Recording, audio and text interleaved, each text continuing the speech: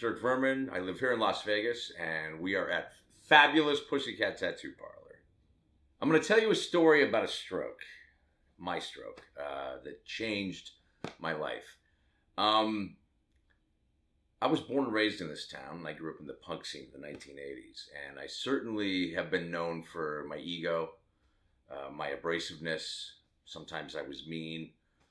A lot of people have told me that, and that I'm not real proud of that, but I'm not that way anymore. And I think the reason for that is I had a stroke. In 2018, I was at the Golden Knights game. It's a hockey team here that I like, and I drag my wife to. I wasn't feeling really good that day. My heart and my chest were heavy. It just something felt wrong, and I didn't know what it was. We went down to the seats that we were at, and we were 4 rows behind Fleury. He was the goalie at the time. And what's funny about this is I'm not a sports guy until we got a hockey team. And then I became a sports guy, at least for 2 seasons. But all of a sudden, I was just sitting there, and I felt like sort of a tunnel going around me. And I went like this, and boom. The whole left side went dead. And my wife turns to me and she goes, "Oh my God, you're having a stroke." And I was looking like this. I couldn't focus. And I looked at her and I went like that. And then she goes, "You're having a stroke." And so my entire left side just went numb and paralyzed basically. And about 20 minutes later, I came out of it. And I don't know why, because I didn't know what it was. Turns out it's called something called a TIA. I'm not even going to attempt to tell you what that means, but look it up. And it's a mini stroke. It's basically the tremor before the earthquake that was about to come the next day, which I found out later. I was sweating. I started to get my speech back. I looked at her, and she goes, "We have to go." And I went, I want to go on my own. I don't want to. She was going to call the paramedics and everything. And I said, no. Let me just sit here for a minute, and then we can walk out on my own. And then she goes, "Baby, we got to go." I go, "These are really good seats. Can we just wait?" And she goes, "You're unbelievable." So we stayed until the night started losing. And then I'm like, well, you know what? We should probably get out of here. And so we went, and I'm like, I didn't want to go anywhere. I didn't want to go to the hospital. I said, I feel fine now. And I did. I felt fine. The next day, I actually came and tattooed. And it was the guy that was tattooing goes, "Are you okay?" Because I looked white. And about midway through, I said, "Yeah, I don't feel good. This is just something's not right." We finished the tattoo. Fortunately, we didn't take that long. Went home that night. Told my wife I wasn't feeling good. I laid down on the bed, and I just felt this crushing on my chest. And I said, we have to go somewhere. I don't feel good. And she goes, "Okay, let's just go to Quick Care and see what's going on." So we went to Quick Care, and I'm wearing a wife beater and shorts and a beanie and my slippers, and that was the outfit I was going to wear for the next 3 weeks. So we get to Quick Care. They hook me up, and my heart rate is 210, I believe it was 210 or 230. I should know that, but it was high. And I remember saying to the doctor, I go, "Is that high?" Because normally I run a little high. I have ADHD, and I'm moving constantly, and I have way too much energy. And he goes, "You're about to have a heart attack." And he goes, "We're going to call an ambulance. We got to get you to the hospital. You can't be here." And I'm like, "We can't afford an ambulance. Let's just, where's the nearest hospital?" He said it was St. Rose on Eastern. So my wife, who's from Philly and drives like she's, from Philly, she got us there. Within 20 minutes, I was hooked up to machines. I was in the ICU ward or floor or whatever you call it. And I didn't leave the hospital for 2.5 weeks. And I was on the ICU room for 8 days. Had 3 more TIAs. One where I couldn't speak, and one where I couldn't move. I mean, it's just crazy. There are many strokes. After one TIA, when I couldn't speak, the nurse comes in, and I'm sitting there, and she goes, are you okay? And I had the presence of mind to give her things I just couldn't do verbal. And she goes, "What is your name?" And I was just pointing at the sign. And then she goes, "Where are you at?" And I go, And she goes, can you talk? And I just went like that. And then about 20 minutes later, I had seizures, and I just started, bucking back and forth in the bed, and then boom, I was out, and I went into a coma. And they rushed me to get a CAT scan to see what's going on. Why is this man, in this state? And so I remember feeling cold and heat, the heat of the room, the cold of the elevator, but I couldn't, it felt like I was in a dream state, like I was really in myself. And so when I woke up briefly in the CAT scan, which is this giant tube, and you just hear, it's going around you. And my eyes awoke, and then boom, I was out again. And the next time I woke up, after I came out of the coma, I'm sitting, I heard my wife and my ex-wife, the mother of my children, who they weren't very close. They didn't really know each other that well at this time. This is, 3.5 years ago. And I remember thinking, I don't want them in the same room, but it turned out to be fine. So then I came out of it, and I remember I went up like this, and I looked around, and I go, and that's all I said. And everyone starts laughing. My wife goes, oh, he's going to be okay. He's going to be okay. And then the nun was there. I go, sorry, sister. It's a Catholic hospital.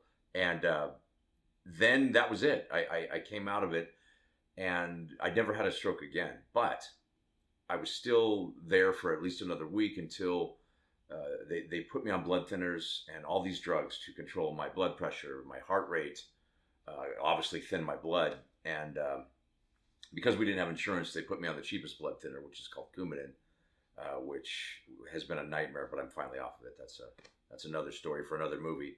But now, I'll be taking these drugs for the rest of my life. So sitting in that bed for, over 2 weeks, my body had started to atrophy. Like I couldn't, just getting myself to the car after I got out of the wheelchair when we were leaving. And the only reason they let us go is because my blood finally got thin enough that they felt comfortable, because it turns out that I have an arrhythmic heart, and the arrhythmia started, they think, around 2015, 2016, and then grew. And so I have what's called a thrombus, which is a little clot in the back of my heart on the left ventricle, which they found by going through my esophagus with a little camera, and they go, there it is. And they saw it about the size of a jelly bean, covered in calcium, so it had been growing for a while. And they figured that the calcium was kicking up little bits of clots that shot to my brain and would shut me down. And it went one of two ways: speech or motor functions. So if it attacked my speech, all of a sudden I couldn't talk. If it went to the other route, if it made a left turn at Albuquerque or whatever, it would just shut everything down, and I wasn't able to speak or move or anything. So that was when I went into the coma. I don't know why I went into a coma. I don't know that most stroke victims do, but I did. So then, and I still have trouble speaking. You probably can't tell from this interview, but once in a while I lock up to this day. 6 months, had to meet with a speech therapist, had to keep my heart rate below 110. And considering that I was 210 when I showed up at the emergency room, that was tough. So I had to just stay calm, and I am not a calm person. I'm an active person. I like doing things. I play guitar too fast. I sing too loud. I like too much spice on my food. I like my coffee black and my whiskey straight. I like, feeling something, whatever it is. And I had to be this guy. And that was not comfortable for me. And my personality had changed.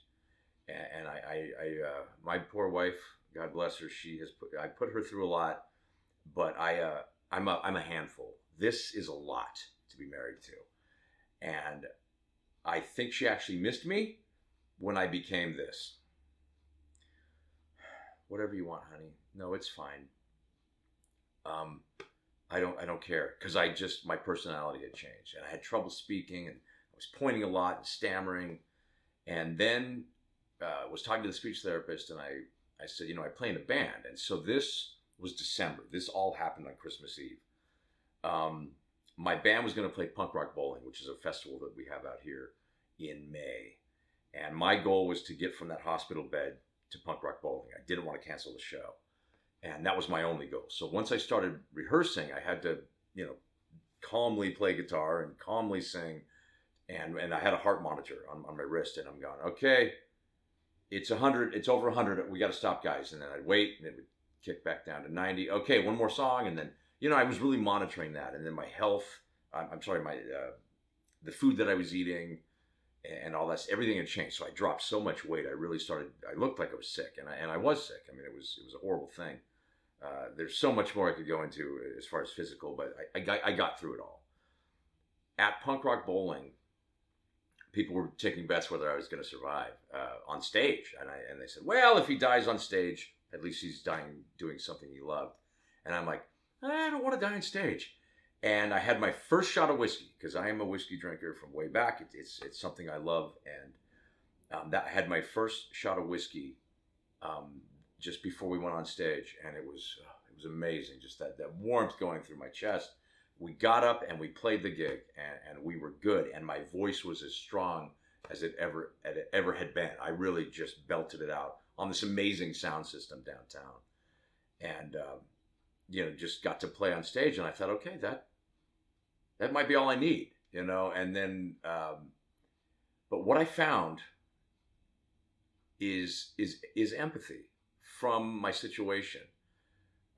My ego was gone, and I certainly have been driven by ego my entire life. It's the reason that any successful person does anything, is ego. You have the balls to do what it is, whether it's to form a band and sing in front of people, or to build a tattoo parlor, or all the things that I've done in my life.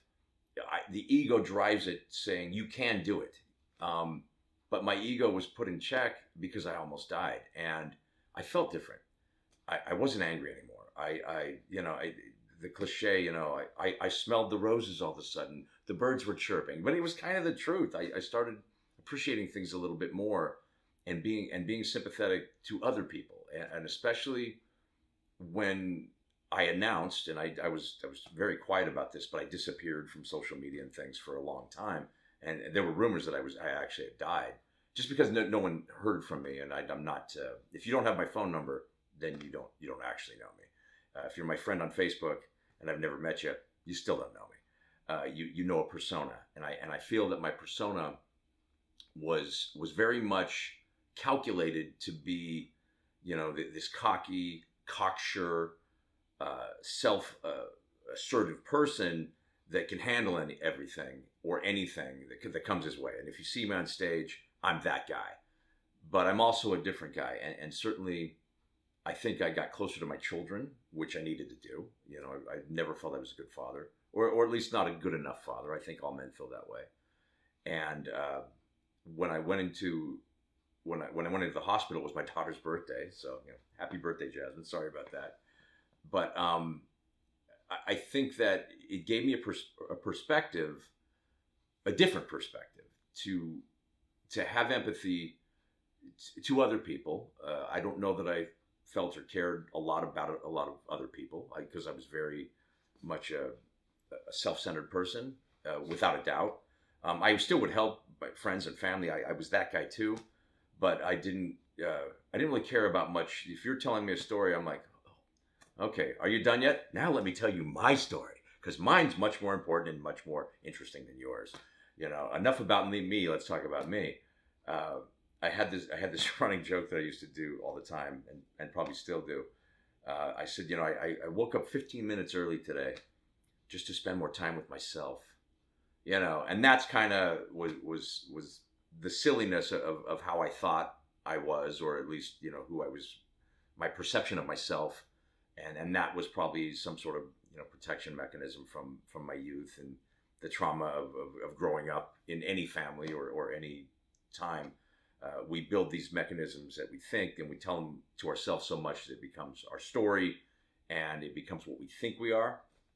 I think that the perspective of the stroke gave me a new starting point, and I was able to go differently about life. And I don't know. I think that I've almost settled into getting back to my old ways. I hope not. But when I think about this, or I tell someone the story like I'm telling you now, it will humble me again, and realize how lucky I am. I lost a lot of friends in the past few years after not just the pandemic, but certainly within the confines of these 3 years. Close friends. I went to way too many funerals in the past few years, and realizing just how fleeting it is, that life is, how fleeting life is, because it goes that quick. Every single person watching this, every single person you've ever known, and every single person that will ever be will die. And when you go to a funeral, you can't help but kind of take it into your own self and think, what does this mean to me? What am I learning from this? This friend that I lost that I'm never going to see again. My friend Dave, who passed away, I used to see that guy every single Thursday at the Rusty Spur. We called it Spurs Day, and we'd smoke cigars and we'd have a good time. And he was there every single time, except for 3. We didn't know why he didn't show up. It was because he was having health issues. We didn't know he was having health issues because he didn't tell anyone. He had stomach cancer or something to that effect. And then one day, he was gone. And he was 10 years younger than me. And so that sort of perspective, you can't help but take it to your own heart, your own soul, and go, what am I doing? What am I doing with my life? His life is over. His story is done. He's a memory. And I think about him often, but I don't think about him every day. Certainly I did when he died, but life moves on. And I will probably lose another friend very soon. And eventually someone will lose me. And I think that we just need to be empathetic to other people, and to whether you know them and you love them or you don't, just be kind. Don't be an asshole like I used to be.